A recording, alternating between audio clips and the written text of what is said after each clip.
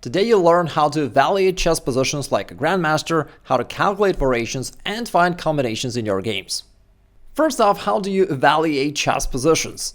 Theoretically, there are different tutorials out there that suggest that you should assess king safety, center, weak squares, open lines, diagonals, and whatnot. But in reality, when you're playing chess, especially if it's a blitz game, you don't have time for any of that.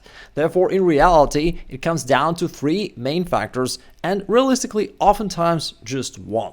Alright, let's start with the material balance. That is the easiest one to evaluate, and this position is just equal. The material is equal. Now, the next one is king safety. Here also, there's nothing special. Both kings are pretty safe. Which comes down to the final and third item, piece activity. You evaluate whose position is more active, whose pieces are more centralized and more advanced. And you don't need to think about that too hard, you just look at the situation overall. Like right here, you can see that black's pieces are mostly on the last rank, while white is more advanced and also more centralized. Therefore, overall, we could say that white is more advanced and more active. All in all, white's got an advantage because of his more active pieces. Next up, you think about your candidate moves, listing down the available options you have here. And here's the key mantra to remember: forward forcing moves. Focus your attention on opponent's side of the board and then ask yourself, how can I move my pieces forward onto that side of the board and create threats? You want to play forcing moves, which are checks, captures, and threats. Let's think about it right here. Do you have any checks? Okay, we've got knight to f6. Any captures? Maybe bishop takes h6. I mean, there is knight to c5, but I don't see the point there. We're just losing the knight for nothing. And as for just forward moves, knight to d6. There is no direct threat there, but anyway, you invade opponent's territory and somewhat put pressure. Therefore, I would first of all look at these three options, and if any of them work, meaning give you an advantage, you won't play them. If not, then you'll have to settle for an easier, simpler move, just improve position of your pieces, something like that. Alright, let's think about that. How about knight to f6 check, which is the most forcing move? It forces your opponent to do something about this check, like captures. And from there, I don't really see anything else. We can't even recapture because our bishop is hanging here. And either way, it doesn't seem like it gives us anything. Alright, what else do we have? We have bishop takes h6. How about that? Well, comp already suggests us that it's the right move to play, but after recapture, let's think about the continuation. You want to calculate till the end of the forcing line, when we have no forcing moves any longer. And here we do have knight to f6 check. Okay, the king will move somewhere. And what do we play here? Is there any continuation for our attack? Yes, we can move the queen somewhere here or here, and then deliver this final checkmate on the next turn. So that is the solution. Of course, there is an obvious challenge. In real games, combinations are harder to find because you don't know if there is any combination there. There is a funny story about that. Mikhail Tal once read a magazine, and he looked at the position that the magazine provided for readers to solve. And then Tal started laughing. His friend asked him, "What are you laughing about?" And Tal said, "This position is from my own game." And the magazine states that a grandmaster should be able to solve it in 20 seconds and a club-level player in 5 minutes. And then Tal continued, "For me it took 15 minutes to find it, and my opponent, a grandmaster, did not see it at all." Bonk. By the way, it is white to play and win, and you may give it a try if you want to, but as you may guess, it's a hard one. And the solution here is queen h6. The first move is easy to find because it creates these multiple threats, but then after rook takes g3, the next move is the hardest one to crack, because any obvious capture like queen takes f8 does not give anything because the rook just slides back, and black ends up with an extra piece. Queen takes f6 check also looks tempting, but in fact, the rook comes back and black ends up with an extra rook in this case. Therefore, the only winning move for white is a paradoxical bishop sacrifice. This interferes with the black rook from the g-file, and now after this capture, which is forced, queen takes f8 comes with an actual checkmate. Then what do you do about that? How do you find combinations in your actual games? And the solution is still the same. It is forward forcing moves. But let's talk about that and practice that a little bit because it's easier said than done. In this position, it is white to play. How do you play here? Well, initially, as always, you look for those forward forcing moves, checks, captures, threats. As for checks, we've got rook to g8 and rook takes h7.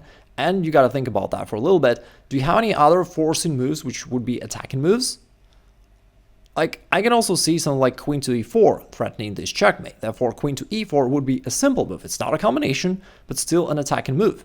And therefore you see that this way of thinking helps you find both forcing moves like combinations, but also just normal attacking moves. Therefore, you're going to check these combinations first. If none of them work, just queen to e4 probably would be the move. All right, so that's how you think about it. By the way, what about rook takes f7? Is this a viable option? What do you think? It's a capture. But of course, we got to think for our opponent as well. And here, besides this check, there's also, boom, queen takes f7. Got to be careful and think for our opponent as well. Anyway, initially you want to check checks first, right? Because this is the most forcing move. If you play queen to e4, sorry, not that, queen to e4, what will black play? Who knows, whatever, right? Some sort of checks, and maybe you have to calculate variations after that. It's a little bit harder. But if instead, let's say you just sacrifice the rook right here, then we are sure that black will have to recapture. Now, what do you do after that? We keep calculating until the end of the forcing line. So here I can see only one meaningful check, queen to e4. The king comes back. Is there any continuation? Not really. I don't see any other checks. We can't take here because it's guarded by the rook, and otherwise black will start attacking himself. Now we're left with only two meaningful forward forcing moves, which are either rook to g8 check or queen to e4. If rook g8 works, we'll play it. If not, we'll play a simple attacking move, queen to e4. All right, how about rook to g8 check? The rook is supported by this rook, therefore black has to capture with that one. What do we have here? Oh, here we've got queen takes c5 check, and that leads to a quick checkmate. So that is the solution. In the next position, it is black to play, and you may try to pause a video and think about it by yourself for a couple of seconds, and after that we'll discuss it together. The first thing we can see right here is that you can potentially take this knight on d5. And how to calculate situations like that? Well, this is one of the most classical and also simplest way of calculating. You simply calculate the quantity of attackers and defenders to know who'll end up on top. Here we have 1, 2, 3 attacker for this knight on d5 against 1, 2 defender, a pawn and a bishop. Therefore, we've got 3 attackers versus 2 defenders, which means that if we start capturing right here on d5, we'll end up on top. We will end up winning material, and in this case, indeed, we're up a pawn. Is this a solution? Well, we got to calculate all the options we have. You may capture this knight with either a knight or a bishop. Which way is better for you? While you want to play forcing moves, those which limit your opponent's options, you also want to keep as many options as you can for yourself. In light of that, I like the move bishop takes d5 more, because if you take with a knight, it recaptures with this attack, which limits your options. You probably got to do something about this bishop, probably going to capture it. Versus, if we take it with a bishop and white recaptures, now you're free to decide what you want to do next. You can capture this pawn, or you can consider any other alternatives. Do you have any other forward forcing moves? You see that if you have the right way of thinking, it's very easy to find it. Here there is a move pawn to e4, and suddenly this bishop on f3 is trapped, and you win a piece.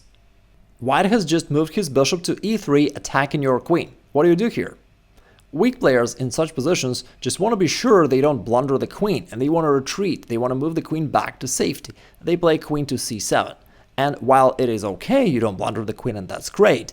Of course, the downside is you're moving backwards, right? You're not creating threats for your opponent, really. Strong players in such positions, first and foremost, think about moving the queen forward and putting pressure onto their opponent. Therefore, a strong player first thinks about moves like that, queen to b4 or queen to a5. If you go here, you attack this knight on c3, not bad. If you play here, from here you attack actually both knights. Now white is already somewhat in trouble. Like, how to even defend them? Not easy.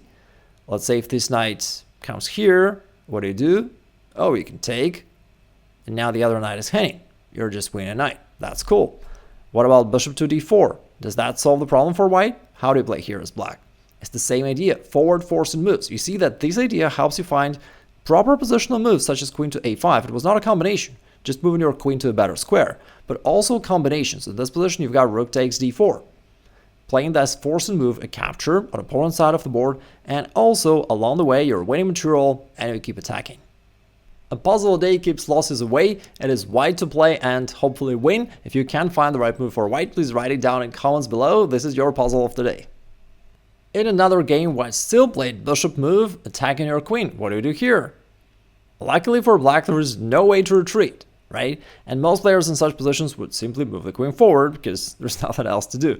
But in reality, the same mantra, forward forcing moves, should be applied here as well. You gotta apply it even when you are attacked. Instead of automatically retreating, you gotta still look for checks, captures, and threats, because very often there is a counter strike, right? So here, white attacks the queen, but you can also play bishop takes a4, which counterattacks the white queen. And initially, it may seem confusing, like so many pieces are hanging. It looks like the calculation should be so complex here. But there is also a rule of thumb. In those Hunger Games, usually if you start first, you win. Like if you start capturing first, you capture more. That's pretty straightforward. So as in this position, if white captures, and we keep capturing, at the end of the day, black is up a piece. Moving on to the next example, also a very practical situation, and it is white to move. How do you play here? Black moved the queen to c6, offering an exchange of queens. How should we think about this position? Well, there's no difference. It's the same mantra, forward forcing moves. How to apply? Well, initially you look for those options of moving your pieces to opponent's side of the board and putting pressure. What do you have here? Okay, we've got queen takes c6, pretty straightforward, just trading queens. We've got this rook check, and if nothing forcing works, probably we'll just move the queen forward. All right, because again, we want to move our pieces forward to opponent's side of the board. And that also answers one of those questions which you guys often ask me. Like, what to do if there is no combination? How do I know if there is a combination or not? You see that we apply this very universal way of thinking. It doesn't really matter for us whether there is a combination or not, right? If there is a combination, we'll play it. If not, we'll just move our piece forward. In this case, queen takes c6. I don't really like that move because we're down a pawn and we probably don't want to simplify matters and go into an endgame. All right, how about rook to d8?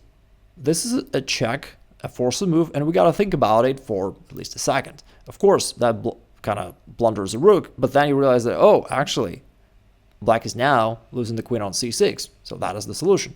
But here's the good news. In this position, of course, this is the way to go. You can win the game thanks to this little combo. But what if there was no rook d8 for some reason? What if that tactic was not there? Well, guess what? We would just play queen to f5.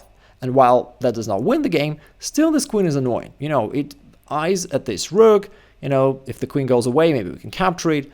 Also, it controls this flight square. You know, if the rook goes away, maybe we can deliver this back rank checkmate in some variations. Therefore, all in all, this queen is annoying for black, and it's good to have it there. That's how our universal system of thinking helps you find both combinations and strong normal positional moves. And by the way, if you want to dive deeper into that, I've got a free masterclass where I show you exactly this system of thinking completely, how to find proper moves in any positions. I'll drop the link down below. In this position, it's black to play, and let me also address another common stereotype.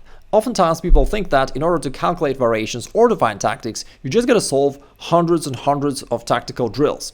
While it is helpful to an extent, it's certainly not the main way to progress. And I don't know about you, you may let me know in comments, like, what's the situation for you, but I know a lot of players with a huge gap between their puzzle rating and their actual rating. Like, their puzzle rating might be 2500, while their actual rating 1500 or something like that. Therefore, just solving those drills is not that helpful, because again, in the real game, you don't know if there's a combination or not, and you also don't know if that combination works or if it fails. Right? Therefore, having the right system of thinking is certainly the main thing, and knowing tactical motifs could sometimes be a useful supplementary thing, but it's certainly in that order, not the other way around. All right, let's come back to the current example. What do you do here? Initially, you're looking for forced moves, checks, captures, threats on the white side of the board. We've got bishop takes g2 check. In that case, white will recapture. And I don't easily see a follow-up, besides we're losing the bishop. All right. We've got knight to f2. Looks pretty good because it's actually a fork. This will force white to give up the exchange. Not bad, we're winning material. Pretty decent option, but we're not winning the game yet, but we're winning material. That's good. All right, therefore, we can remember that knight f2 is a viable option. How about bishop takes c3? That's a capture. Well, it's just an exchange, while we recapture. I don't like it too much because we trade off our very active bishop and we don't get anything significant. All right, there is also queen takes h3, which might be a really juicy option given the fact that this pawn is pinned. But unfortunately, there is also this queen, which can capture our queen, and then we just lose it for no reason. All right, let's take it back. All in all, I don't see anything very special besides this knight to f2, which wins the exchange. Again, not bad, but we're not winning the game yet. And at the same time, it feels like something's in the air, like we're having this really strong attack. We've got two bishops pointing there, we've got a knight there, we've got a queen here in the close proximity. Looks like it could be some winning continuation, and that queen takes h3 move was really juicy, but the only problem was that there was white's queen stopping it from happening. What do you do about that? Now, at this point, you may come to the conclusion that maybe there is a way to force this idea into reality. And there is a move bishop takes e3, not takes, just e3, known as interference. We blockade this file for the queen, enabling queen takes h3 on the next turn, so that if the bishop is captured, then queen takes h3 really works. White cannot recapture, the pawn is pinned, and then it's really a checkmate. With that being said, Korchnoi famously said, "The better is your positional understanding, the fewer lines you have to calculate." And if you want to improve your positional understanding, this video will help you. It covers positional rules of Capablanca to make your game simple, logical, and effective.